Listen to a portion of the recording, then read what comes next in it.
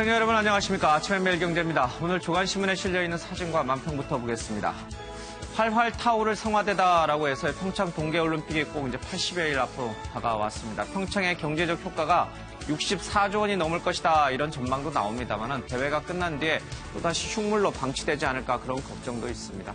어쨌든요, 이르는 염려를 좀 부식하고 올림픽이 좀 꼭 성공할 수 있도록 많이 우리 국민이 힘을 좀 합쳐야 될 것 같습니다.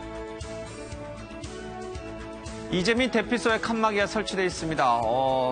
경북 포항에서 있었던 지진 사태 이후에 실내 체육관이나 곳곳에 이재민들 대피소가 있죠. 오픈되어 있는 그런 공간보다는 저렇게 칸막이를 설치해서 그나마 조금은 편안하게 휴식을 취할 수 있도록 한 저런 아이디어가 참 좋은 것 같습니다. 자, IMF 외환위기를 우리가 신청한 지 꼭 20년이 됐습니다. 1997년 11월 21일, 그러니까 꼭 내일이 될 텐데요.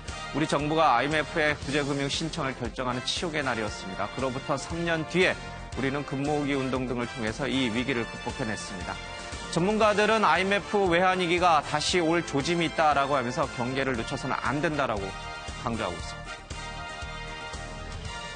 영국 여왕 부부가 결혼 70주년을 맞았습니다. 엘리자베스 2세 여왕과 이 필립 공이 결혼 70년 전에 했던 모습, 그리고 그 오른쪽에는 다시 그것을 기념하기에 찍은 사진이 공개가 됐습니다.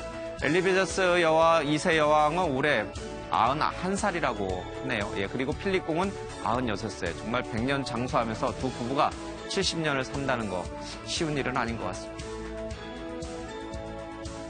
겨울옷 입은 한라산의 모습입니다. 오늘 아침도 꽤나 추웠습니다.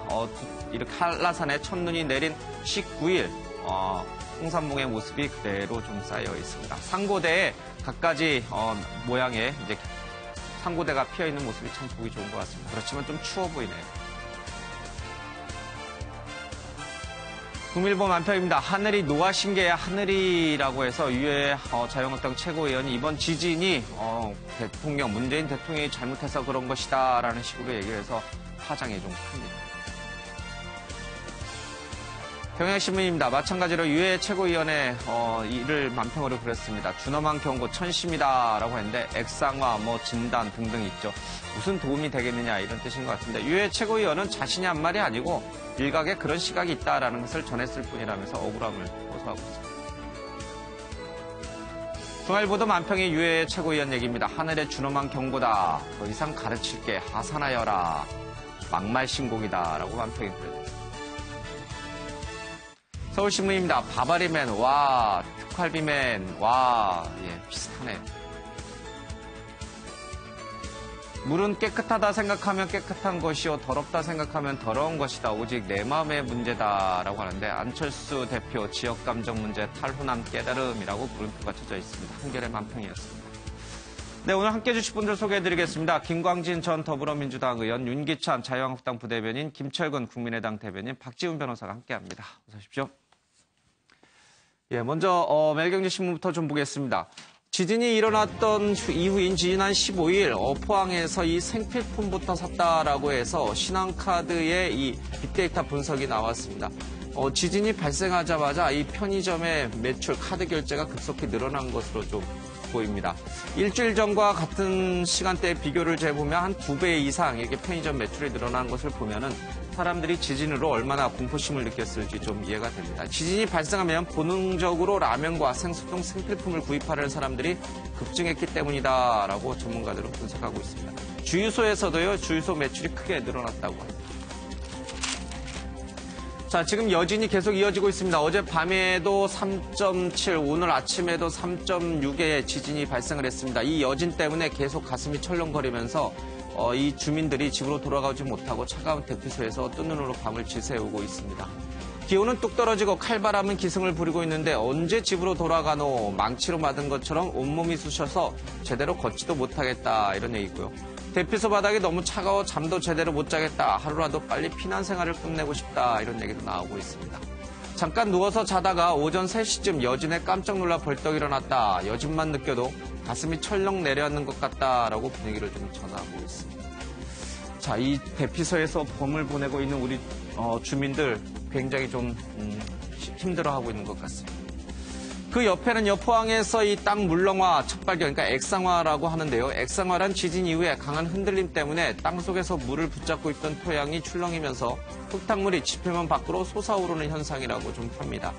우리 한반도는 원래 이 화강암 지대여서 이런 액상화가 잘 나타나지 않는데 이번에 나타난 것으로 봤을 때 이 포항 지역은 이 지반이 약해서 추가 지진이 일어날 경우에 큰 건물 피해가 발생할 수 있다라는 전문가들 얘기가 나오고 있습니다. 그런데 또 일각에서는요, 현지 있게 물이 온 것만으로 액상화라고 단정 짓기는 어렵기 때문에 정확한 실태 조사를 좀 해봐야 된다라고 얘기를 하고 있습니다. 수능이 3월에 앞두고 온 가운데 포항에서는 오늘 시험장이 발표가 됩니다. 그러나 수험생들 이 지진 때문에 놀란 가슴을 쓸어내려야 할지 또 시험 보는 도중에 지진이 추가로 발생하면 어떻게 될지 매뉴얼을 좀 만들어달라라는 얘기도 흘러나오고 있습니다. 자, 잠깐 좀 짚어보죠. 김건희 의원님. 예. 지금 이 여진 때문에 어젯밤에도 있었고 오늘 아침에도 있었어요. 이 놀란 주민들이 집으로 돌아가지 못하는데 지금 이 체육관에서 뭐 최대한 뭐 지원을 합니다만은 그래도 내 집만큼 편하지는 않겠죠. 그렇죠? 이 차가운 바닥이라든지 아니면 뭐 이렇게 터인 공간이라든지 여러 가지 불편함이 있는데 이런 부분은 좀 정부가 뭐 재난 지역으로 선포했지만 조금 더 적극적으로 해줄 수 있는 부분은 없는 건가요? 예, 뭐 할 수 있는 가용 자원을 예. 최대한 동원하겠다 지금 이렇게 준비하고 예. 있는데 아시는 것처럼 LH공사에서 확보하고 있었던 주택들에 대해서도 미리 그 주민들이 들어가서 이제 귀가할 수 있도록 하는 것이고요. 예. 또 사실은 지금 체육관에 있는 경우에도 아까 화면에서 잠깐 봤습니다만 예. 그동안은 그냥 체육관 바닥에서 모든 사람들이 오픈된 상태에서 있었는데 예. 그것도 좀 가정식으로 좀 가림막을 쳐주고 또 온돌에 들어올 수 있는 공간이 있으면 최대한 활용하자라고 하는 예. 것을 일단은 임시 방편으로 이제 하고 있는 것인데요. 예. 중장기적으로 이런 일들이 있으면 즉각 대응할 수 있을 만한 시스템과 매뉴얼을 갖추는 것 이게 이 정부가 해야 될 역할인 것 같습니다. 예.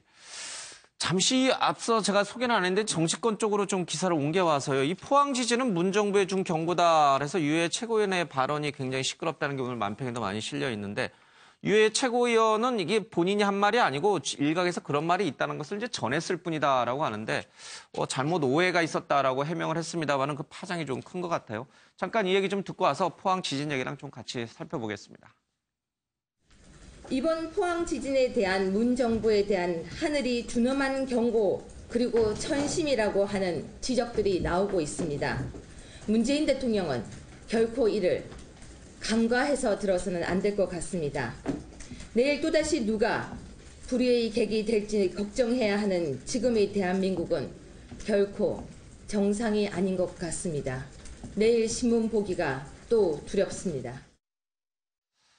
예, 사실 뭐 유해 최고위원회 이 방점은 이 지금 이제 정부라든지 검찰이 하고 있는 이 수사의 어떤 좀 뭐랄까 내일 신문 보기가 두렵다. 내일 또 누가 보수의 또 누가 자유한국 등의 어떤 의원이 수사를 받는다는 기사가 실릴지 두렵다. 이제 이 부분에 실려 있긴 합니다만은 어쨌든 이 지진과 관련한 발언이 계속 이제 주말 내내 화제가 되고 있습니다. 윤기찬 부대변인, 이 부분을 어떻게 좀 충분히 뭐 해명이 됐다고 보시나요? 일단 유해 최고위원의 예. 발언은 좀 여러 가지 의미를 줄 수 있다는 의미에서는 좀 부적절하긴 했는데요. 예. 본인이 해명한 것과 같이 이것은 적폐청산을 위한 인적청산이 문제가 있다. 예. 그리고 인사 실패 이런 것들에 대해서 지적을 한 것인데 그것이 비유를 하다 보니까 이제 지진을 끌어다 썼기 예. 때문에 이런 여러 가지 오해를 불러일으킨 겁니다. 다만 해명이 됐듯이 이제 방점을 위주로 본다면 예. 기타 정치적인 오해 소지를 좀 이제 없는 발언을 해줬으면 좋겠고요. 또 야당 여당 통틀어서 예. 이것 갖고 계속 붙잡고 늘어지는 이런 언쟁은 없었으면 좋겠습니다. 예. 근데 사실 뭐 방점은 그런 적폐청산이나 정치보복 뭐 이런 부분에 이제 찍혀 있다고는 하지만 굳이 이런 비유를, 그러니까 일각에서 그런 말이 설령 있다 하더라도 굳이 제1야당의 최고위원이라고 하는 분이 굳이 그런 비유를 끌고 와서 공식 석상에서 해야 됐는가? 이 부분에 대해서는 조금 더 명쾌한 해명이 좀 있지 않아야 될까? 제 개인적인 생각은 예. 먼저 사과를 하고 예. 유해 최고위원께서 최고위원이 사과를 하고 부적절한 비유에 대해서 사과를 하고 예. 본인이 실제 의도했던 바는 이거다라고 명쾌한 해명을 했으면 더 좋았지 않았을까라는 생각입니다. 예. 아직 좀 사과는 불충분하다고 보시는 건가요? 당내에서도? 네, 그렇습니다. 예.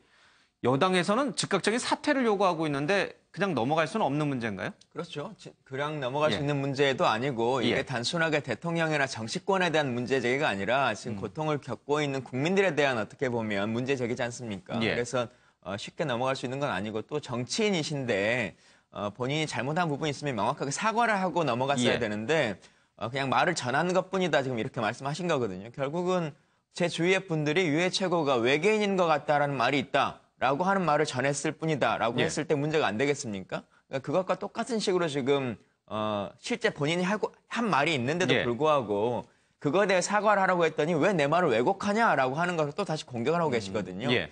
적절한 취향은 그 방식은 아니신 것 같고요. 또 특히나 그에 대해서 사과를 안 하신다면 책임을 지셔야 된다라고 예. 생각합니다. 뭐 자유한국당 내부에서도 그 발언에 대해서 부적절하다라는 뭐 여론이 있다고 지금 우리 임기천 부대변인께서 얘기하시니까요. 조금 상황을 또 지켜봐야겠네요. 예. 김철규 대변인은 어떻게 보셨어요? 이게 뭐 옛날 조선 왕조나 아니면 그 봉건 시대에는 사실 뭐 가뭄이 들거나 막 기근이 들거나 아니면 뭐 좀 뭐 자연재해가 발생하면 다 왕의 탓으로 이제 돌렸는데 그런 논리가 이 지금도 있나요? 우리 국민 사이에? 안 통한다고 봐요. 안 통한다. 예. 네. 그런데 대단히 부적절했다고 저는 생각을 합니다. 제1야당의 최고위원이 예. 지진으로 인한 국난 재난 사태에 대해서 이게 무슨 뭐 현 정권에 대한 경고다 뭐 이렇게 비유한다는 것 자체가 좀 넌센스고요. 예. 뭐 좀 노이즈 마케팅을 노리는 것도 아니고 말입니다. 예. 지금 자유한국당이 어떻게 해야 될 건지 자유한국당이 지금 사실상 국정농단으로 박근혜 전 대통령이 지금 구속돼 있고 재판을 받고 조기 대선을 해서 거의 지금 국민들로부터 신뢰를 잃어 있는 상태인데 신뢰를 어떻게 얻을 것이냐, 다시 극복할 것이냐 이런 걸 고민해야 되는데 오히려 찬물을 끼얹고 국민들이 이 지진 사태가 예. 지진 난 것이 문재인 정부에 대한 경고다. 이걸 믿을 만한 사람이 누가 있을 건지 예. 좀 저는 의아합니다. 그리고 이런 얘기가 그 SNS를 통해서 또 언론을 통해서 나갔을 때 예. 문제가 됐다면은 즉각 그 부분에 대해서는 사과를 하고 예. 발언을 뭐 취소한다든지 아니면 뭐 이렇게 나가야 되는데 오히려 문재인 대통령의 과거 세월호 때 얘기를 다시 꺼내서 그 말은 괜찮고 내 말은 문제가 있느냐. 예. 이렇게 대응하는 것은 너무 반대를 위한 반대로 가는 게 아닌가 이런 생각이 좀 듭니다. 알겠습니다. 이 뭐 지금 그런 정치적 발언에 갖고 올 파장이나 이런 부분에 대해서는 잠시 뒤에 조금 더 짚어보도록 하겠습니다. 자, 수능을 앞두고 있는데 오늘 이제 포항에서 어느 곳에서 시험이 열릴지 발표가 되는데 그래도 학생들, 수험생들은 굉장히 불안할 것 같아요. 그렇죠. 예. 이 학교가 다 정해져 있는데 예. 너무나 피해가 심각한 4개 학교는 바꿔야 될 것 같고요. 예. 그 학교 빼고는 그대로 치른다고 하는데 그래도 막 정밀 진단을 계속해서 오늘 발표를 한다 예. 그럽니다. 다만 이제 수능하는 도중에 예. 혹시라도 뭐 지진이 날 수 있기 때문에 거기에 대한 매뉴얼이 지금은 뭐 가, 나, 다 단계로 해가지고 다 단계 많이 예. 울림이 있고 이 감독관이나 책임감이 판단해서 시험을 중지시킬 수 있다라고 예. 하고 있는데 매뉴얼이 확실치가 않아요. 그 책임관이라는 사람이 누구는 그만 중지시키고 누구는 계속 시험 치르고 예. 이게 혼란이 될 수가 있거든요. 매뉴얼 이 부분을 지금 뭐 나오고 있는데 아주 좀 단단하게 만들어야 되지 않을까. 앞으로 지진이 일어나면 이렇게 해야 된다는 거를 조금 구체화시켜야 가는 필요가 있다 이렇게 보입니다. 알겠습니다. 자, 매일경제 31면에는요. 악플 막아선 선풀 릴레이다라고 하는데 이번 지진이 발생하자 악플들이 쏟아졌습니다. 왜 이런지 모르겠네요. 솔직히 경북 지역은 박정희, 박근혜 추종자들이라 다 죽어도 할 말 없지. 령상도 것들 한 푼도 도와줄 수 없다. 내색은 아깝다. 조만간 시체 구경하게 될지도 크크크는 도를 넘은 글들이 실려 있습니다. 너네들 때문에 수능이 미뤄졌다. 원망하는 댓글도 다소 올라가는가 하면요. 포항 애들 빼고 수능 치자라는 악플이 줄지 않아서 이 학생들이 마음에 상처를 입고 있다고 합니다. 이런 악플들이 있지만 이것을 또 뒤엎는 선플도 있습니다. 포항 수험생 여러분이 잘못한 게 아니다. 좋은 결과 있길 기원한다. 지진 피해 입은 포항 시민들 모두 힘내라. 국민 모두가 응원한다. 저도 고3 수험생이라 큰 도움을 줄 수는 없지만 마음속으로는 항상 응원하고 있다. 이런 얘기들이 좀 실려 있습니다. 지금 보면요. 이게 박근혜 정부에서도 마찬가지입니다만은 이 일베라고 하는 뭐 일종의 극우 사이트에서 아주 거친 말들을 쏟아놨잖아요. 특히 이제 호남에 대해서 굉장히 비하적인 발언들을 많이 쏟아내서 많은 국민이 눈살을 좀 찌푸렸는데 이게 문재인 정부 등장했더니 또 경북 사람들에 대해서 령상도 것들 뭐 등등의 표현을 써가면서요. 뭐 너네 때문에 우리 나 수능 망쳤다. 이 그러니까 극우라고 하는 거는 글쎄요. 뭐 어떻게 이분들도 극우라고 봐야 되는 거죠? 어떻게 봐야 돼요? 이분들은 극자예요? 수구죠, 수구. 수군가요? 이분들도 수군가요? 이게 참. 그런데 예. SNS에 그 예. 댓글 다는 거 있지 않습니까? 이거 굉장히 좀 조심해야 되거든요. 예. 그리고 물론 자기 의사를 자유스럽게 표출할 수 있다고 봅니다만은 저런 식의 어떤 이건 자연재해입니다. 자연재해를 가지고 어떤 정치적 사안과 연계시키는 것은 예. 대단히 부적절하다 이런 생각이 좀 들고요. 특히 이제 그 과거에 비해서 우리가 지금 공동체 의식 예. 이게 굉장히 약화되어 있는 상황이거든요. 그게 이제 경제적으로 뭐 격차, 양극화가 심화되고 여러 가지 문제들이 있겠습니다만은 모든 문제를 정치화시키는 부분은 조금 삼가해 너무 주셨으면 있다. 예. 좋겠다. 이런 말씀 드리고 싶습니다. 이제 그 일베 같은 극우 사이트에서 이제 호남 사람들에 대해서 굉장히 그 아주 안 좋은 표현들을 써가면서 막 이제 했잖아요. 그래서 굉장히 그 부적절하다는 얘기를 많이 했는데 정권이 바뀌었더니 이제는 경상도 사람들에 대해서 또 막 저런 글들이 물론 이제 대다수 국민은 아닐 거예요. 그러나 또 찾아서 이렇게 확인해 보면 또 좋은 직업 갖고 멀쩡한 사람들이에요. 왜 저 사람들이 저렇게 지역 감정을 부추기는 듯한 왜 저런 행동을 할까? 윤기찬 대표님, 그 왜 그래요? 이유는 뭐라고 보십니까? 뭐 저는 기본적으로 방금 말씀하셨지만 이 공동체적 결속이 좀 느슨해졌다. 느슨해졌다, 예. 기본적인 원인이 있다고 봅니다. 그 이유 중에 하나가 어른들인 특히 정치권에서 이 예. 분파주의가 너무 만연해 있고 이 공동체를 위해서 어떤 정책을 비전을 내기보다는 나 아니면 넌 적이다. 예. 또는 내가 너 때문에 피해봤다. 이런 심리가 아이들한테도 넘겨갔다고 보여지고요. 예. 이것이 문제되는 게 일부 사람이 하는 악플이지만 이것을 보는 사람이 또 영향을 받습니다. 예. 그래서 이 악플에 대해서는 사회 전체가 좀 강한 대응을 예. 해야 될 것으로 생각합니다. 이 사람들은 정치적 성향이 있어요. 이 사람들은 예를 들면 뭐 나는 보수다, 나는 진보다, 나는 뭐 자유한국당 지지자다, 나는 뭐 민주당 지지자다 이런 식의 정치적 성향이 있는 사람들이에요.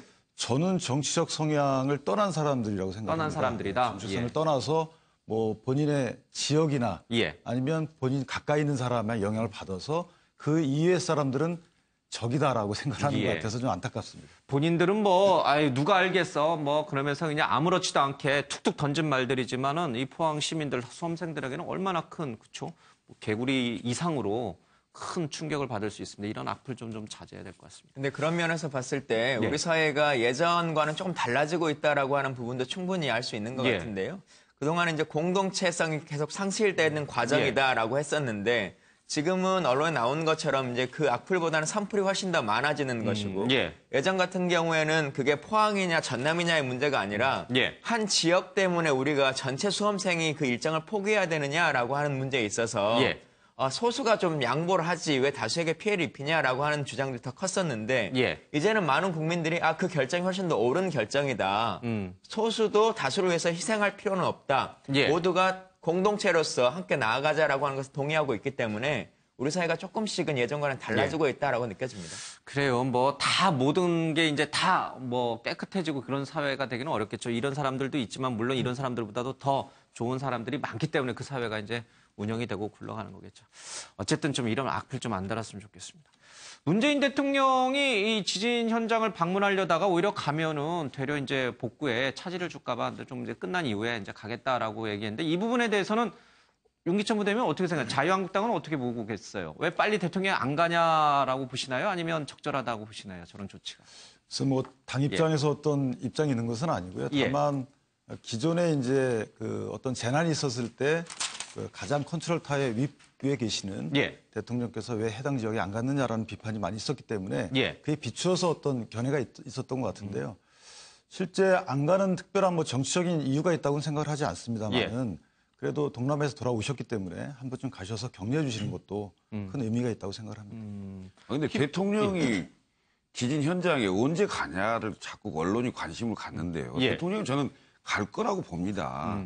지금은 포항 현지에서 현지의 어려움과 문제가 무엇인지를 빨리 예. 해결하는 게 급선무인데 대통령이 주말에 가냐, 뭐 수능 이후에 가냐, 자꾸 대통령이 언제 가냐를 가지고 언론이 너무 그 관심을 갖는 것 같아서 좀 씁쓸하고요. 두 번째는 수능을 연기한 것도 마치 무슨 대통령이 아이디어를 내서 결단을 내갖고 예. 대통령을 꼭 홍보하는 듯한 이런 방향은 옳지 않다는 거죠. 왜냐하면 예. 지금 포항에 거의 전쟁터 같은 상황인데 자기 집을 들어갈 수 있냐 없냐를 판단을 못 하겠어요. 왜냐하면 예. 이 집이 지금 안전한 건지 아니면 당장 들어가서 좀 뭐라도 꺼내올 수 있는 상황인지 자체를 판단할 수 없을 정도의 상황인데 포항 현지 상황을 빨리 좀 해결하는 방향으로 그 언론도 좀 그 초점을 맞춰주셔야 되고 대통령 당연히 제가 보기에는 적절한 시기에 갈 거라고 봅니다. 그렇기 때문에 대통령이 언제 갈 거냐를 가지고 너무 시비를 걸거나 초점을 맞춰서는 안 된다 이렇게 보입니다. 예, 그러니까 너무 대통령에게 초점이 맞춰져서는 안 된다 이 뜻인 거죠. 뭐 좋은 쪽이든 나쁜 쪽이든. 예. 근데 그건 뭐 꼭 언론이 관심을 가져서 그런 건가요? 예, 예. 정치인들이 그런 얘기를 하고 이제 시민들이 그런 얘기를 하니까 언론도 이제 그 부분을 좀 따라가는 거긴 하죠. 어쨌든 뭐 좋은 지적이신 것 같습니다. IMF 외환위기를 맞은 지 20년이 됐습니다. 1997년에 임창열 당시 경제부총리가 기자회견을 통해서 IMF의 구제금융을 시청하는 모습이 좀 실려 있고요. 그 옆에는 금모으기를 통해 가지고 극복해낸 모습이 있습니다. 뭐 트럼프 대통령도 이번에 와서 국회 연설에서 이 IMF 외환위기 극복을 위한 한국민들의 노력에 대해서 굉장히 뭐 긍정적으로 평가하고 갔는데, 근데 이 기사에는 제가 안 골랐으면 여기 있군요. 다시 위기가 터질 경우에 국민이 금모으기 운동처럼 고통분담에 동참할 것으로 보느냐는 질문에 그렇지 않다는 응답이 37.8%, 그렇다는 응답이 29.2%보다 많았다라고 얘기를 하고 있습니다. 근데 사실 저는 뭐 이 기사를 보면서 그렇게 놀라지는 않았는데 막상 닥치면 달라질 거예요. 그렇죠? 그렇죠. 지금 뭐 닥치지 않은 상황에서 이런 위기가 다시 찾아올 걸 전제로 해서 여론조사를 해봤을 때 동참하지 않겠다라는 응답이 좀 많은 거. 큰 의미는 없는 것 같아요. 1997년 뭐 저도 기억하는데 저 때 사실은 저게 해가지고 많이 활성화가 됐지 실제로 했을 때 효과가 있을지는 의문이었거든요. 모든 사람이 금모으기 운동에 다 왔었고 그래서 결국은 저 위기를 극복했지 않습니까? 지금 단계에서는 그렇지 않다가 좀 더 높을 수 있지만 실제 우리 국민성이 좀 그런 것 같아요. 현실적으로 닥쳤을 때 옆에 이런 어떤 힘듦이 생겼을 때는 적극적으로 동참하는 그게 있기 때문에 글쎄요, 뭐 저런 일이 새롭게 생긴다 그러면 저는 많은 국민들이 다시 옛날에 그 마음대로 하지 않을까 긍정적으로 생각하고 있습니다. 저도 뭐 그렇게 지금 보고 있어요. 그러니까 지금은 여론조사상 뭐 그렇게 동참하지 않을 것 같다라는 여론이 조금 우세하긴 합니다만 막상 또 위기가 근데 닥치면 실제로 그런 상황이 닥쳤다 하더라도 낙관할 수만은 없다고 생각합니다. 왜냐하면 97년도에 금모으기 할 때는 대한민국 경제가 고도 성장을 하고 있을 때입니다. 그래서 그 고도 성장이 그 대한민국의 중산층도 굉장히 강화시키고 이런 상황이었는데 외환이기 때문에 이제 문제가 생겼던 거 아닙니까? 그 이후에 한국 경제에 과연 어떻게 흘러왔는가. 대기업들은 사내 유보금을 엄청나게 많이 쌓아놓고 결국 격차가 훨씬 더 커진 상황이 된 거죠. 아까도 또 얘기했습니다만 공동체 의식이라는 게 굉장히 약화되어 있는 상황이기 때문에 경제 성장에 관련된 그 성과, 그 분배가 사실은 많은 국민들에게 또 중산층들에게 이게 나눠져야 되는데 결국은 성장을 하더라도 재벌과 대기업들 위주로의 성장이 되고 있는 상황에 대해서 국민들이 많은 인식을 하고 있는 거거든요. 그러면 문제가 생긴다면 돈을 벌 때는 있는 사람만 벌고 없을 때는 다 같이 나눠서 내야 된다?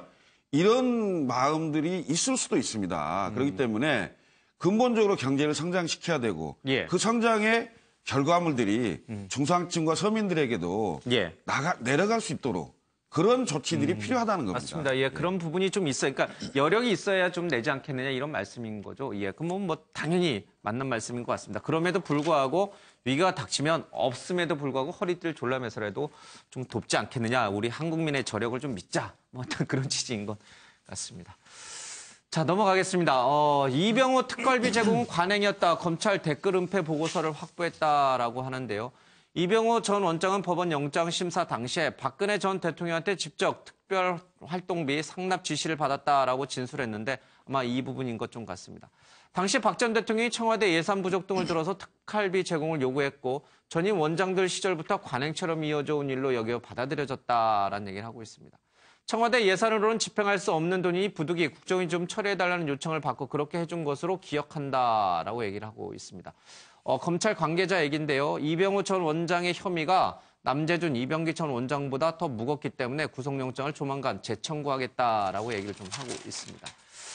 김원진 의원님, 박근혜 전 대통령이 직접 특활비를 요청했다라는 이병호 전 원장의 말. 그러니까 청와대 예산으로는 처리할 수 없는 뭔가 일이 있다. 이렇게 이제 얘기를 했다는 거예요.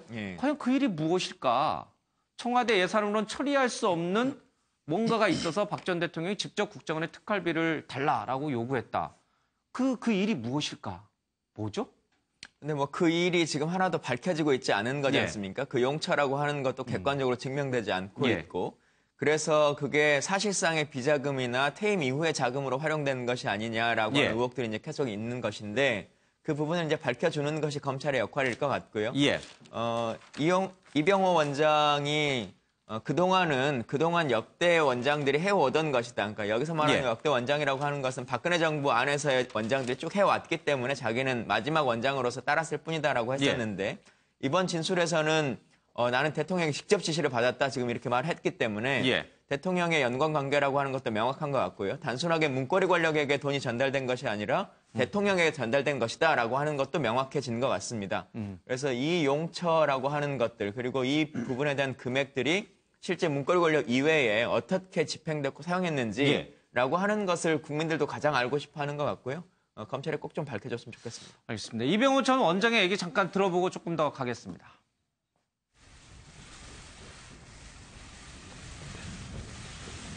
박 전 대통령 요구 왜 영장 심사 때 처음 밝히셨나요?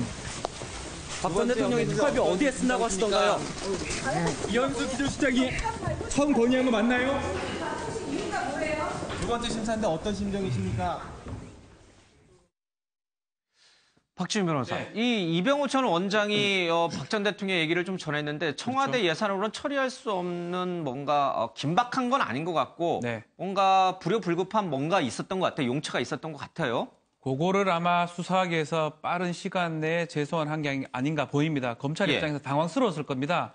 그렇게 얘기하라 얘기하지 않다가 영장실질심사 과정에서 얘기를 했고요. 얘기를 예. 했는데 구체적인 얘기는 안 했습니다. 지시가 있었다는 얘기를 했고 그걸 얘기를 하자마자 영장은 기각이 됐습니다. 예. 사실상 똑같은 세 사람 중에 발부가 되려면 다 발부가 되고 기각이 되려면 다 기각이 돼야 되는데 예. 혼자 기각이 됐는데 이유가 그 얘기를 했다라는 이유 때문이고 소환을 해가지고 아마 그걸 계속 확인할 거예요. 만약 지시를 했다면 내용도 대충 알고 있지 않느냐. 예. 그 내용 그 자체가 지금 김학의 의원이 얘기를 했지만 뭐 사소한 어떤 의상비 구입이라든지 이런 것들 때 썼고 또 본인이 비자금으로 나중에 활용하기 위해서 한 게 아닌지 예. 계속적으로 추궁할 것으로 보이는데 아마 만약에 이제 이병호 전 원장의 신병 여부는 예. 본인이 화끈하게 많이 얘기를 하면 오히려 이현수 비서실장처럼 구속이 안 될 가능성이 크고요. 예. 저렇게 지시가 있었다고 얘기를 했는데 구체적인 얘기가 더 이상 안 나온다 그러면 예. 다시 청구를 할 가능성이 크지 않을까 이렇게 보입니다. 예, 지금 용처는 다시 검찰이 조사를 좀 해보겠습니다만은 일각에서 그동안에 언론에 보도된 것만 보면 뭐 내곡동 집을 사는데 썼을 것이다. 또 문고리 3인방에게 경력금 쪽으로 또 들어갔을 것이다. 뭐 또 일각에서는 뭐 의상실, 최순실, 뭐 기치료 뭐 등등에 썼을 것이다. 여러 가지 이제 추측이 난무합니다. 확인된 건 없습니다만은. 이 부분을 조금 명확히 좀 해봐야 왜 박 전 대통령이 청와대 예산을 쓸 수 없는 뭔가가 있어서 국정원에 돈을 좀 필요로 했다. 이렇게 얘기가 좀 풀릴 것 같아요. 박근혜 전 대통령이 아마 70년대에 예. 중앙정보부의 그 아버지 박근혜 대통령, 박정희 대통령이 했던 그런 부분을 좀 기억을 하고 뭐 마치 왕실 내탕금 갖다 쓰듯이 맞아요. 써도 예. 되는 걸로 인식하고 있었지 않느냐 이런 예. 생각이 좀 들고요. 그다음에 지금 언론에 나온 것처럼 물론 수사를 더 해봐야 되겠습니다만은 우선 그 진박 감별하기 위해서 여론조사를 예. 했는데 그 비용이 한 5억 정도 된다는 거 아닙니까? 그 비용도 국정원 지금 특활비로 낸 거 아닙니까? 그거에다가 뭐 여러 가지 것들이 상상이 되고 있습니다만은 예. 이건 철저하게 그 개인적으로 사용했는지 여부하고 그 다음에 정치적으로 어떤 정치 자금으로 혹시 또 흘러갔는지 예. 이런 부분에 대한 그 수사가 철저히 이루어져야 될 것으로 보입니다. 예. 그러나 그래야 그 수사는 네. 그 수사는요 관계자들에 대한 뭐 조사만으로는 불충분할 거예요. 박 전 대통령에 대한 직접 조사가 불가피한데 지금 뭐 구치소에서 재판도 보이콧하고 있는 상황이라 이 특활비 관련된 검찰 수사를 박 전 대통령이 얼마나 성실하게 받을지 또 털어놓을지 그분은 조금 미지수입니다. 영구 아마 미제로 덮일 가능성도 있어요. 그 돈 어디다 썼는지는 정말 밝히지 못하고 끝날 수도 있습니다만 어쨌든 확인하는 데까지 좀 확인해 봐야 될 것 같습니다. 자유한국당에서는 이 맞불을 놓는 건가요? 이 검찰의 특활비 얘기를 좀 꺼냈습니다. 검찰에서 이 법무장관에게 100억 원이 넘는 돈을 줬다라고 하는데 이 돈에 대해서도 좀 조사를 하는 것이 형평성에 맞지 않겠느냐라고 홍준표 대표가 페이스북에 좀 쓰고 있습니다. 검찰 내부에서도 터질 게 터졌다라는 반응이 좀 나오고 있습니다. 특활비 논란을 따지고 들어가면 결코 검찰도 자유로울 수 없는데 너무 안이한 판단으로 수사가 진행된 것 같다라는 얘기를 하고 있습니다. 기사 하나 좀 더 보겠습니다. 여당에서는요, 홍준표 대표가 국회 운영위원장 시절 특활비를 생활비로 사용했다면서 강도 높게 비판했고요. 홍 대표는 한 줌도 안 되는 충견들, 검찰을 좌파 앞잡이로 몰고 있다라는 얘기를 좀 하고 있습니다. 이 민주당 쪽에서 얘기한데요. 홍준표 대표를 향해서 2008년 국회 운영위원장을 맡고 있으면서 매달 4천만 원에서 5천만 원의 특수활동비를 받아서 아내에게 생활비로 주었다라고 과거에 고백한 것을 기억하고 있다면서 조용히 1억 원 뇌물수수 혐의에 대한 대법원 판결이나 기다리고 있으라라고 얘기를 하고 있습니다. 이렇게 되자 원내대표 시절 특수활동비 일부를 아내에게 생활비로 줬는데 그 자금이 일부 포함된 돈이다라고 홍 대표가 과거에 성완종 리스트 사건 당시에 털어놨습니다. 이 얘기 잠깐 좀 화면을 보겠습니다. 국회 원내대표 때 원내대표는 국회 대책비가 나옵니다. 운영위원장을 겸임합니다. 국회 운영비가 별도로 나옵니다. 그거는 통장으로 들어옵니다. 원내대표 통장으로 들어와서 그걸 전부 현금화합니다. 현금화해서 당 정책위에 1년에 돈 매달 나눠주고, 그리고 부대표들 돈 나눠주고, 그 당시에 야당이 어려울 때는 야당한테도 돈을 나눠줍니다. 그렇게 해서 내 활동비 중에서 남은 돈은 내 집에 생활비로 줄 수 있습니다. 그래서 그런 주는 돈을 전부 집사람이 현금으로 모은 모양입니다. 내가 물어봤어요. 그때 경성기타금 나왔던 돈이 어떤 돈이냐. 그래서 자기 비자금이라고 했어요. 그래서 지금 쓰고 남은 돈이 아들 결혼식 때 한 3천만 원 쓰고 지금 1억 5천이 남아있다.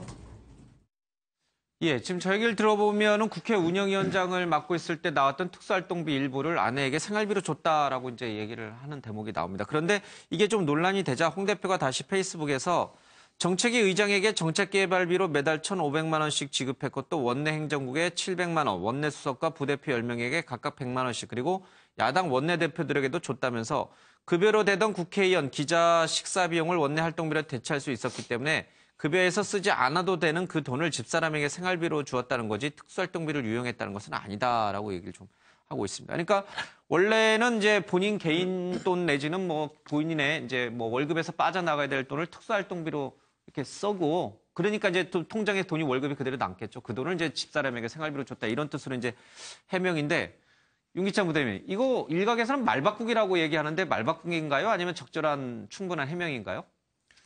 글쎄 방금 VCR 나왔던 장면하고 이 부분하고는 뭐 특별히 배치되는 부분은 있지 않다고 생각이 되는데요. 그때 발언이나 지금 해명이나 뭐 같다. 왜냐하면 그 특수활동비를 받아서 이렇게 쓰고 나머지를 활동비로 썼다 이런 취지인 것 같은데 그 이제 행간을 보면 어찌됐든 본인이 받은 급여가 세이브됐기 때문에 그 급여를 갖다가 집에 생활비로 줬다 이런 취지인 것 같아서 그건 좀 더 지켜봐야 되지 않을까 싶습니다. 여러 가지 또 반론을 검토해보고 거기에 대한 또 홍 대표의 변소 내용을 좀 보고 판단을 해야 될 것으로 생각됩니다. 특수활동비라는 게 사실은 사적으로 써서는 안 되는 돈이잖아요. 그러니까 목적을 명기하기는 굉장히 어려운 그런 항목들이 있겠죠. 뭐 나란 일을 할 때도 그렇고 정치를 할 때도 그렇겠죠. 그런 데다가 공적으로 쓰라고 있는 돈인데 그것을 가져다가 집에 생활비로 유용했다면 그것도 사실은 굉장히 도덕적으로 문제가 될 수 있는 거겠죠. 특수활동비를 받아서 원내 활동비로 사용하고 원내 활동비로 기존에 사용하던 그 급여 남은 부분을 가정의 생활비로 줬다 이런 해명 같고요. 저는 차제의 특수활동비의 뭐 분야별 논쟁거리보다는 특수활동비 전반에 대한 좀 다듬는 것이 필요하지 않을까 생각이 됩니다. 기존에 2005년인가 대법원 판례도 특수활동비 사용 내역을 공개하라 이렇게 했었거든요.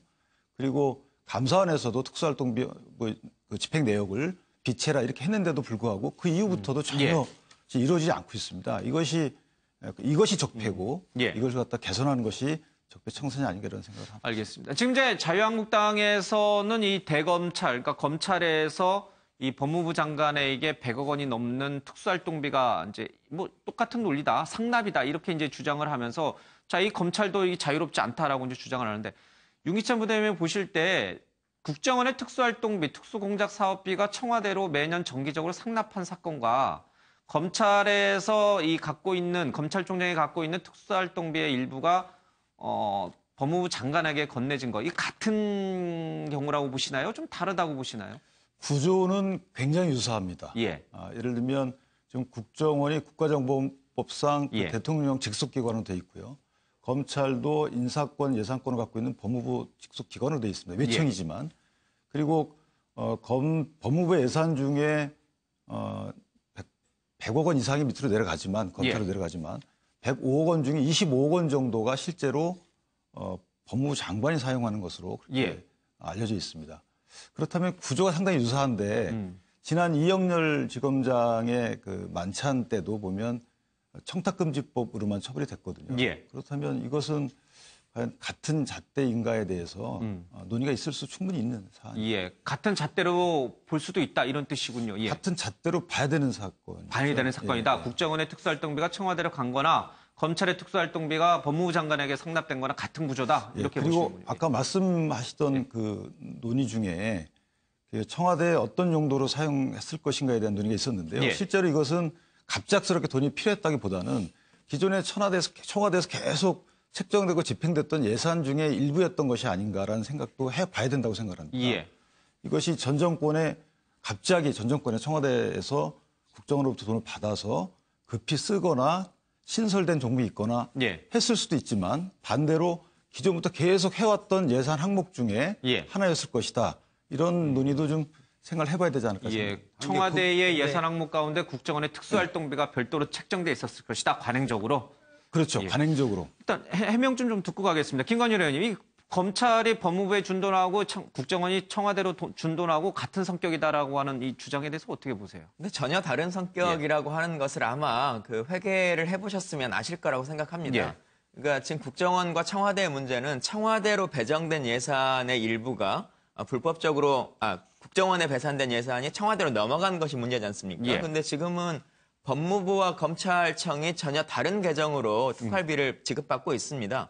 전체 285억 중에서 법무부가 105억을 쓰는 것이고 나머지를 검찰로 처음부터 배정이 되는 것인데 그 돈에 검찰에 배정된 돈의 일부가 장관의 판공비로 쓰이는 것이 아니라 법무부에 아예 개정돼 있었던 것 중에 25억이 이제 법무장관이 쓰시는 거거든요. 다만 문제 제기를 하려면 원래 특수활동비라고 하는 것이 뭐 은밀한 수사나 이런 것들을 위해서 활용해야 되는데 법무부에 활용된 예산 중에 일부를 장관의 판공비로 쓰는 것 이건 예산상 조금 문제가 있다라고 하는 문제 제기는 가능하겠습니다만 그 외에 전혀 다른 계정에서 있고 그 돈이 넘어온 것도 아님에도 불구하고 괜히 국민들에게 호도하고 있는 측면들은 좀 이해할 수 없다 이렇게 보여집니다. 법리적으로는 어떻게 같은 구조예요? 다른 구조예요? 참 말하기 좀 쉽지는 않은데요. 뭐 그냥 사실대로만 얘기하시면 됩니다. 특수활동비 자체가 사실은 특수하게 그 어떤 예산 어떤 계정을 쓰지 않고 현금으로 쓸 수 있다라는 의미를 하는 거고 그런 의미에서는 자유한국당 주장도 뭐 일리가 있는 상황인데 지금 우리 김광일 의원이 말한 것처럼 딱 정해져 있어 글로 갈 수 있도록. 근데 지금은 실제로 국정원에서 청와대 가는 거는 정해지지 않는 거예요. 정해지지 않고 몰래 갔던 거고 몰래 썼던 거고 어쩌면 상납했던 구조거든요. 상납이라고 같은 개념으로 보기 좀 어려운 상황이라면 결국은 국정원에서 청와대 갔던 건 사실 문제가 있는 돈이라고 봐야 될 것 같고 검찰하고 법무부 관계는 별 문제가 없다고 보는 게 맞지 않을까 생각이 듭니다. 또 다른 야당인 국민의당은 어떻게 봐요? 같은 돈이에요? 다른 돈이에요? 전형적인 물타기입니다. 전형적인 자유한국당의 물타기다? 그러니까 법무부하고 검찰은 기관 대 기관이잖아요.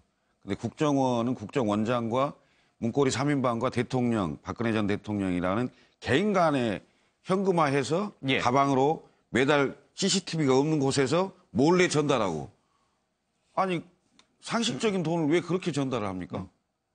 누가 보면 어떻습니까? 그럼 계좌로 옮기면 안 됩니까? 공식적인 돈이라면? 이건 비공식적이고 남이 알아서는 안 되는 뭐 이런 거 아니겠어요.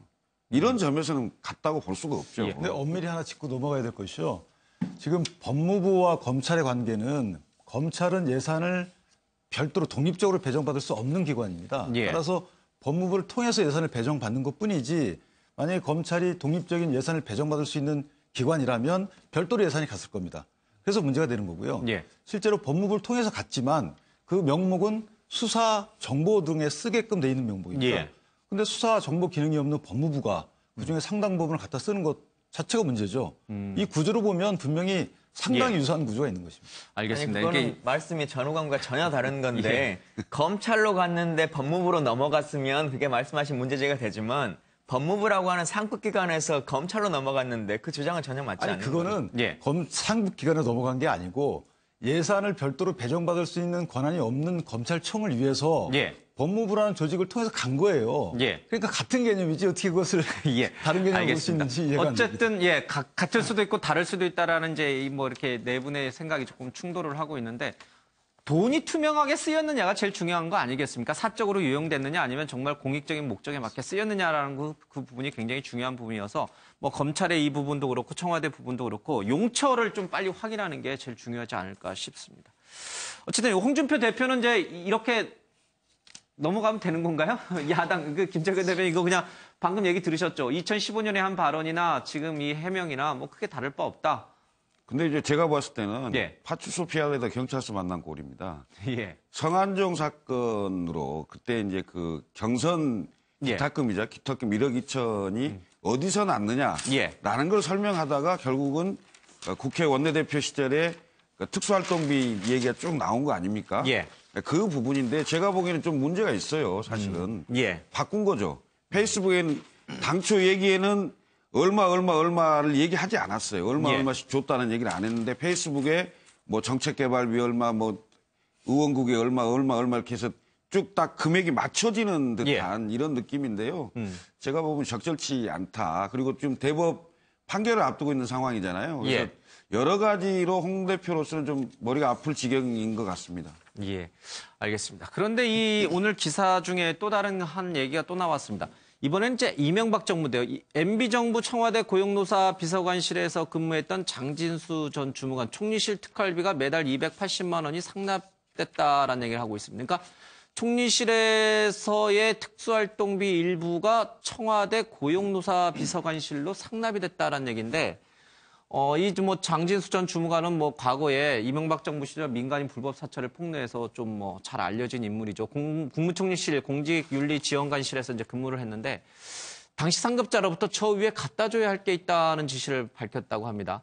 내가 일하기 전부터 이미 7, 8개월 동안 매달 청와대 비서관실에 특수활동비를 상납하고 있었다라고 얘기를 좀 하고 있습니다. 자, 이런 돈도 좀 있었고 근데 사실 이 외에 각 정부 부처 산하 기관 또는 각 정부 부처에서 국장이나 실장급들이 의회 장관에게 자신들의 업무 추진비 내지는 특수활동비를 상납하는 그 구조가 있었다라는 증언이 여기저기서 지금 나오고 있어요.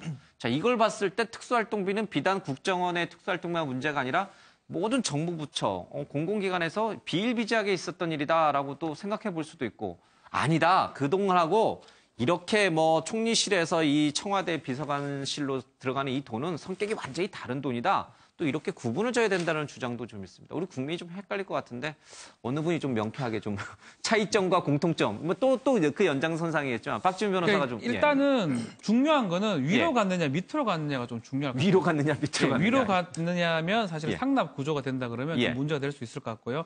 옆이나 밑이라면 어쩌면 이제 장진수 주무관도 그런 얘기인 거거든요. 원래 자기가 생각할 때는 특수활동비는 이 밑에 사람들 어려울 때 좀 쓰기가 좀 애매할 때 그 돈을 쓰라고 주는 거라고 생각했는데 위쪽에 비서관실에 갖다 주라니까 이게 좀 이해할 수 없었다라고 얘기하는 이건 일반적인 상식에 이게 말이 맞는 게 아닌가 생각이 들어요.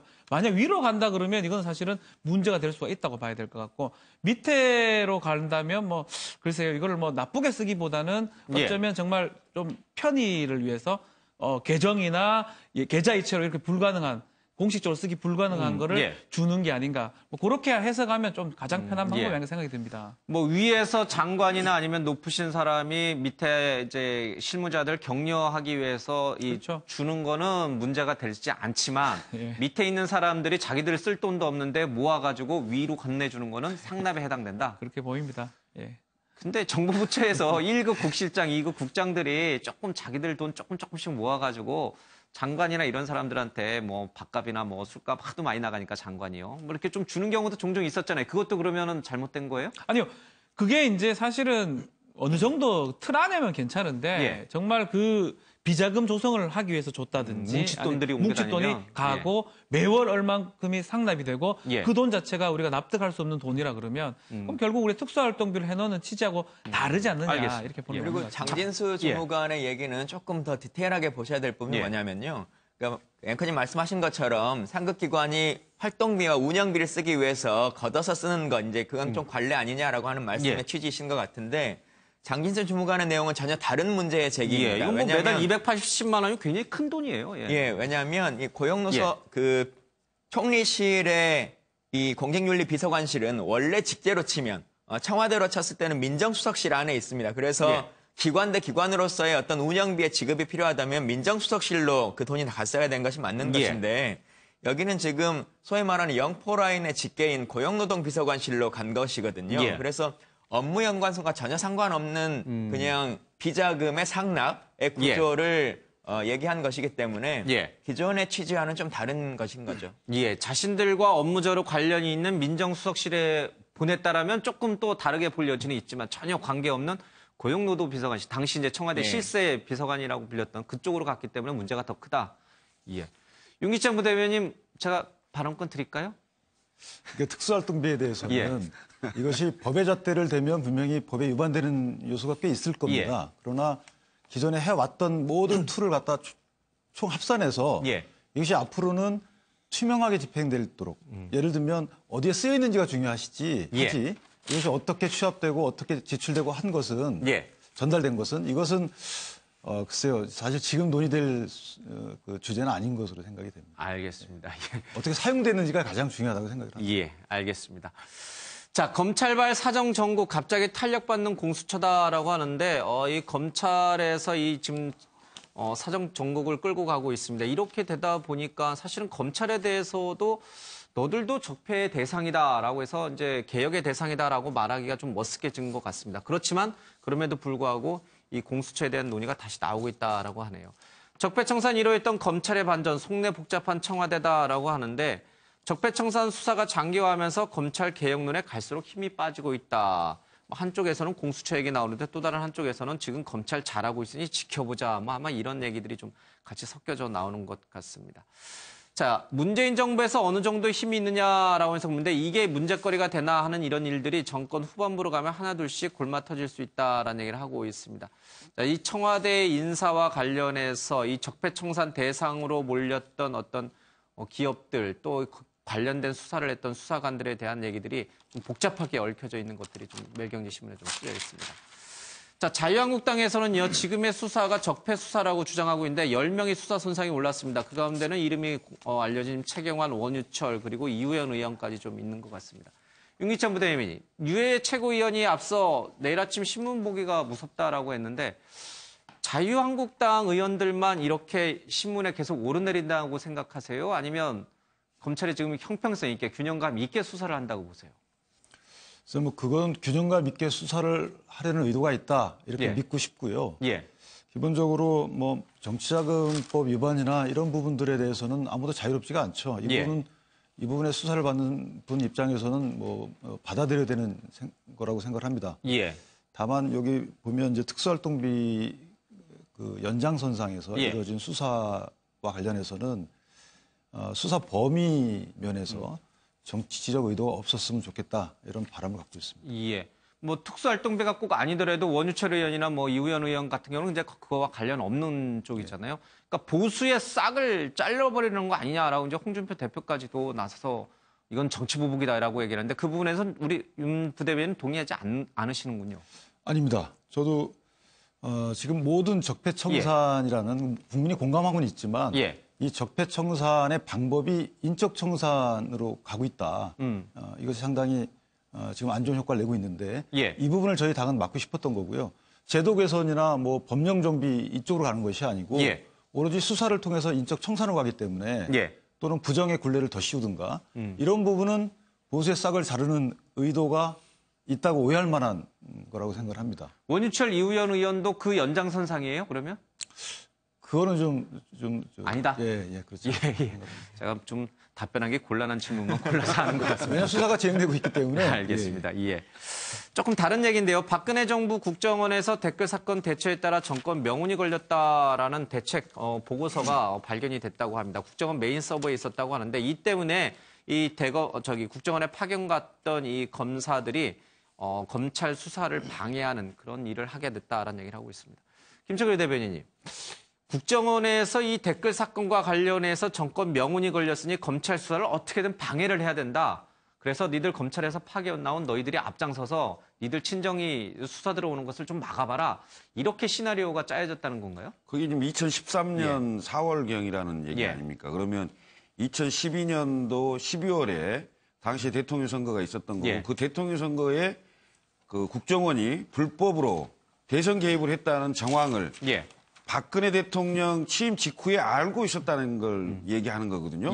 그걸 알고 그 국정원에 파견됐던 검사들로 하여금 수사 방해를 하도록 별도의 사무실까지 만들어서 했던 거 아니겠습니까?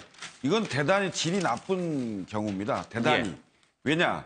이건 민주주의 원칙에 관련된 문제고 민주주의 근간에 관련된 문제거든요. 국가 최고의 정보기관이 대선에 댓글로 개입을 한 걸 알고도 다음 정권에서 그걸 밝히지 못하도록까지 했다? 근데 이게 다 드러난 거 아닙니까? 이거 어떻게 해야 되겠습니까? 국정원 앞으로 국내 정치 개입할 수 있도록 놔둬야 되겠습니까? 저는 근본적인 수술이 필요하다고 생각합니다. 변창훈 검사의 자살로 또 그 전에 이제 변호사의 자살로 인해서 검찰 수사 이 부분과 관련해서 굉장히 수세에 몰렸던 검찰이 왜 강도 높게 그 파견 갔던 검사들을 조사할 수밖에 없는지 그 배경이 약간 살짝 좀 드러난 것 같아요. 그렇죠? 만약 사실이라면은 저 국정원에 파견 나간 검사들은 굉장히 부적절한 행동을 한 거예요. 그렇죠? 그렇죠. 그러니까 그 부적절함이 우리 국민들이 생각하는 상식의 범주를 넘어서고 있는 부분들이 많지 않습니까? 예를 들면 압수수색을 하려고 하는 것을 사전에 인지해서 전혀 다른 공간을 내세워서 압수수색을 방해한다거나 허위의 공간을 압수수색하도록 이제 만드는 그런 일들이 있었던 것인데 사실 2013년 4월에 그러니까 정권을 잡고 나서 저 내용을 다 알았다라고 하는 것은 지난 4년 5년간 국회에 와서 답변했던 모든 것들이 위증이고 허위였다라고 하는 것도 동일한 의미의 맥락이 맞는 것이고요. 또 국민들에게도 그동안 모른다라고 주장해 왔었던 것 그리고 재판을 통해서도 아무런 것을 알지 못했다라고 얘기했던 것들도 전부 다 허위로 밝혀지는 것이기 때문에 이 부분은 조금 더 국정원개혁부 TF든 아니면 검찰이든 명확하게 밝혀줘야 된다. 그리고 언제부터 인지하고 있었고 누가 인지하고 있었으며 이것을 은폐하기 위해서 노력했는가라고 하는 부분을 추적해야 된다고 생각합니다. 알겠습니다. 자, 웃자고 한 얘기 죽자고 달려들지 맙시다. 경향신문 얘기인데요. 이제 유머의 정치다라고 하는데 뭐 기획기사입니다. 블랙리스트인데 사실 뭐 웃자고 한 얘기에 대해서 죽자고 달려드는 사람들이 많이 있어요. 그러나 그런 부분은 좀 피하자라고 얘기를 하고 있습니다. 1960년대 발전주의 시기 대중의 웃음은 관리 통제의 대상이었다. 코미디 프로그램에 저질 딱지를 좀 붙였고요. 노태우 김영삼 정권 초기에는 권력이 스스로 정치 풍자를 용인했습니다. YS 시리즈 등 베스트셀러 오르기도 좀 했죠. 최근에는 적대 감정 표출의 수단이 됩니다. 일베라는 악의적 유머 공동체도 생겼고요. 약자를 집단적 웃음의 대상화로 삼기도 합니다. 앞서 잠깐 포항 지진과 관련해서 이제 그런 막말을 쏟아낸 것도 아마 이런 맥락이 아닌가 싶습니다. 웃자고 한 얘기는 좀 웃고 죽자고 달려들지 말자라는 이제 필자의 얘기가 있었습니다. 자, 앞서 이제 검찰이 과연 공평하게 수사하고 있느냐라고 하는 부분을 언급했는데 전병헌 전 청와대 정무수석이 오늘 피의자 신분으로 소환이 됩니다. 이것만 놓고 보면은 형평성 문제를 거론할 건 아닌 것 같다라는 생각도 좀 드는데 윤 부대변인 어떠세요? 끝까지 지켜봐야 되겠죠. 이것도 여기는 풀어주고 앞서 이제 최경환 의원이라든지 뭐 이런 분들은 또 다를 수 있다. 전병헌 전 수석의 경우에는 상당히 구조가 지난 한참 문제가 됐던 그 미르 K 미르 재단하고 유사한 구조 하이기 때문에 진작에 아마 저 부분에 대해서 검찰이 인지하고 있었던 것으로 뭐 보도에 보면 나오거든요. 근데 비로소 지금 수사에 착수했다는 것 자체가 다소 좀 오해 소지도 있지 않나 이런 생각이 듭니다. 지금의 수사 시기와 관련된 지금의 이 보수 내지는 이 자유한국당 의원들에 대한 강도 높은 수사에 대한 일종의 검찰 내 물타기로 기획됐을 가능성도 있다. 그런 시각을 가질 수도 있습니다. 동의하세요, 김정은 의원? 저는 이게 검찰 수사의 시각이 아니고 예. 청와대 인사 라인의 실패로 저는 봐야 된다고 봅니다. 예. 전병헌 전 정무수석에 대한 이 건에 대해서는 예. 여의도 정치권에서도 굉장히 많이 회자가 됐고 언론도 상당히 많이 알고 예. 이 관련 그 업자들에 대한 검찰 수사도 있었고 불구속 기소까지 됐던 예. 건이었기 때문에 청와대 인사 라인에서 과연 이것을 몰랐다. 몰랐다면 이건 대단히 무능한 거고 예. 알았음에도 불구하고 이것을 그러니까 전병헌 정무수석을 예. 임명했다. 이건 더 큰 문제라고 저는 생각합니다. 예. 문재인 정부 그 고위직 그 수석급 중에 6개월 만에 중간에 그만둔 거잖아요. 그럼 그 인사에 대한 책임 누가 져야 됩니까? 그 저는 부분을 인사 좀 살펴야 추천과 된다. 검증 라인에 대한 예. 책임이 뒤따라야 된다고 저는 생각합니다. 이건 검찰 수사는 당연히 철저하게 수사를 해야죠. 예. 수사는 수사지만은 전병헌 수석에 대한 임명 문제, 인사 문제도 짚어봐야 된다. 이제 그 부분인데요. 홍종학 후보자에 대한 임명을 대통령이 강행할 움직임을 보이고요. 전병헌 수석의 후임을 뽑는 등 인사 문제와 관련해서 현안이 산더미처럼 있다라는 얘기를 좀 하고 있습니다. 여기에다가 이청설 경찰청장이 사의를 표명한 것으로 전해진 가운데 청와대는 그렇지 않다, 임기를 보장한다라고 해서 뭐 이랬다 저랬다 뒤숭숭하다라는 경찰이 이런 얘기도 좀 실려 있습니다. 김광진 의원님, 예. 문재인 대통령의 지지율이 일부 여론조사에서는 80%를 넘어가요. 그런 와운데 매경이 여론조사를 좀 해봤더니 일자리 부분 그리고 인사 부분에서는 이거 조금 더 잘 해야 된다라는 부정적 여론이 있는 게 확인이 됐어요. 특히 인사 부분과 관련해서 왜 자꾸 이런 잡음이 나오죠? 근데 일단 예. 그 전병헌 수석을 임명한 것 자체가 책임이다라고 하는 부분에 대해서는 예를 들어 이분이 밝혀진 범죄 예. 행위나 어떤 것이 있음에도 불구하고 임명을 했다면 그걸 모르고 했다면 문제가 되겠습니다만 예. 아직은 이제 수사가 시작되고 있는 단계인데 그 시작도 예단하지 못했다라고 하는 부분의 책임까지는 물을 수는 없는 것 같고요. 예. 인사 문제에 대해서는 국민들이 생각하시기에 100% 만족은 못할 수 있다고 생각합니다. 예. 그리고 대통령 개인에 대한 문제 제기가 아니라 여러 사람에 대한 것들, 그 참모에 대한 것들이기 예. 때문에 더 완벽한 인사가 됐으면 좋겠다라고 하는 부분들이 있겠습니다만 예. 그 부분은 100% 완벽은 불가능하다. 예. 다만 문제가 있을 때 예전 같은 경우는 문제가 있음에도 불구하고 그냥 정치적으로 피해를 예. 입을까 봐 끌어안고 가는 부분들이 많았는데 이제 지금 정부에서는 잘못이 있으면 결단하고 또 새로운 사람으로 전환하는 것 예. 이것도 몇 명이 낙마했느냐로 볼 것이 아니라 잘못이 있으면 제대로 검증하는 것이다라고 하는 측면으로 봐주시면 좋겠습니다. 알겠습니다. 제가 한마디 해야 되겠는데. 예. 그 인사 문제가 나와서 하는 얘기인데요. 지금 차관급 이상의 공직자 중에 7명이 낙마를 했고요. 예. 지금 홍정학 후보자에 대해서는 그 임명을 강행할 태세로 보입니다만 예. 더 큰 문제는 뭐냐면 이른바 그 문재인 정부의 인사를 캠코더 인사라고 합니다. 예. 캠프코드 더불어민주당인데 이 캠코더 인사의 낙하산 투하 작전이 시작되려고 하는 거죠. 정부 공기업, 예. 정부 투자기관 이 부분에 대해서 전혀 청문회도 없고 검증도 제대로 안 된 채 낙하산 투하 작전이 되고 있는데요. 예. 이건 대단히 더 큰 문제를 야기할 것이다 이렇게 보입니다. 알겠습니다. 낙하산 투하 작전이 이제 시작될 조짐을 보인다고 하는데 박근혜 정부에서 임명한 이청설 경찰청장은 왜 안 바꾸는 거예요? 그런 맥락에서 보면. 이번에 한번 보십시오. 예. 트럼프 대통령이 왔을 때 예. 시위를 할 때 그 예. 시위를 이철성 청장이 아니었다면 예. 어떤 상황이 생겼을지 한번 상상해 보시기 바랍니다. 예. 필요로 하는 인사였기 때문에 저는 가만두고 있다고 봅니다. 예. 이철성 청장이 현 정부의 잘 코드 맞추기로 변심했다 이런 뜻이에요? 답변 안 해도 알 것 같은데요. 답변하셔야 되는데 이철성 청장이 갑자기 자신의 명예가 훼손됐다 이렇게 나오실 수도 있는 건데 어쨌든 청와대에는 당분간 당분간이 아니라 교체할 이유가 없다라고 이제 밝혔습니다. 교수 출신 청와대 참모들이 장하성 정책시점 방에서 끝장 토론을 하고 있다라는데 3-4시간씩 난상 토론이 이어진다고 합니다. 경제 전문가들이 여러 명 왔다 갔다 했다고 하는데 청와대 수석들과 이 정책실장 그리고 외부 교수들이 모여서 경제 문제와 관련해서 끝장 토론을 하고 있다고 합니다. 과거 노무현 정부에서 유시민 보건복지부 장관, 김근태 보건복지부 장관과 대통령이 계급장 떼고 한 푼 붙자라고 했는데 바람직한 건가요? 좋은 건가요? 대통령과 장관과의 예. 끝장 토론은 좀 별도의 문제로 지금 이 말씀하신 기사의 내용은 참모들도 끊임없이 공부하고 새로운 것에 대해서 찾아가려고 하는 노력은 필요하다고 생각합니다. 예. 그동안 정치라고 하는 것이 예전에 내가 해봤던 것을 감으로 보면 이런 거야 라고 하는 걸 예. 계속 얘기를 했기 때문에 이제 새로운 기조에 맞춰서 계속 끊임없이 학습하고 국민들의 여론을 들으려고 노력하는 것 필요하다고 생각합니다. 예. 보수와 진보를 가리지 않고 강사를 초빙해서 지금까지 10여 차례 정책 세미나를 했습니다. 그래서 굉장히 그러니까 장관들도 그렇고 수석들도 그렇고 공부해야 됩니다. 그렇죠? 공부해야 좋은 정책이 나오죠.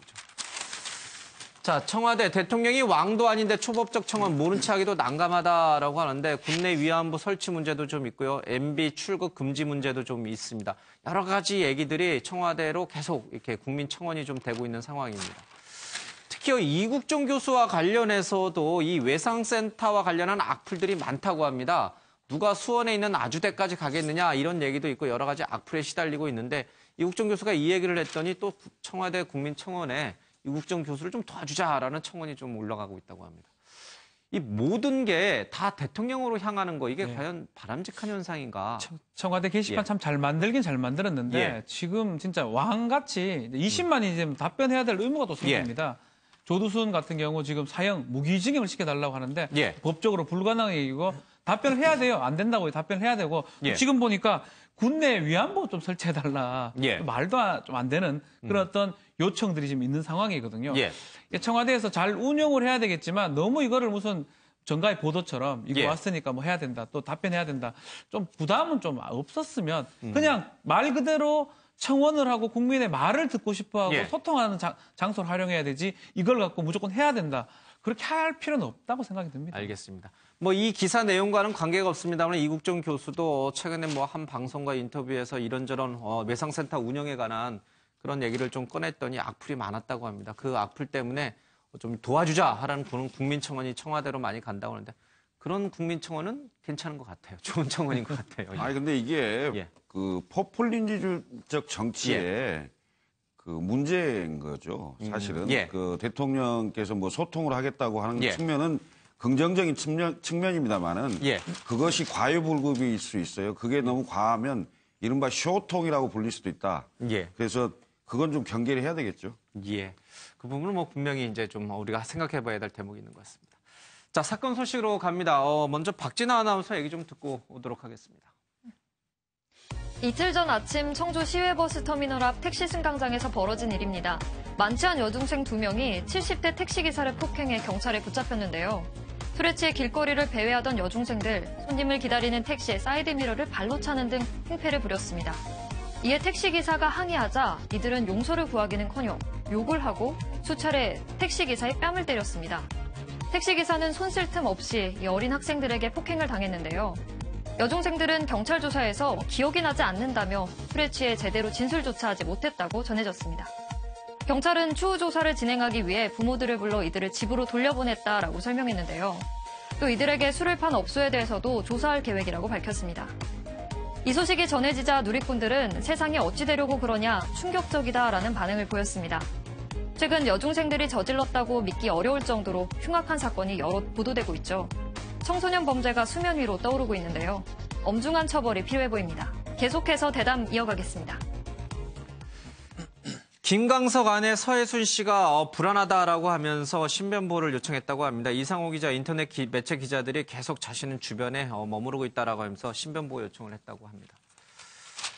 고창 오리농가에서 고병원성 AI가 다시 나왔습니다. 48시간 이동 중지인데 이맘때만 되면은 항상 이 AI가 발생을 하는데 좀 걱정스럽습니다. 이번에 큰 피해 없이 좀 지나갔으면 좋겠습니다.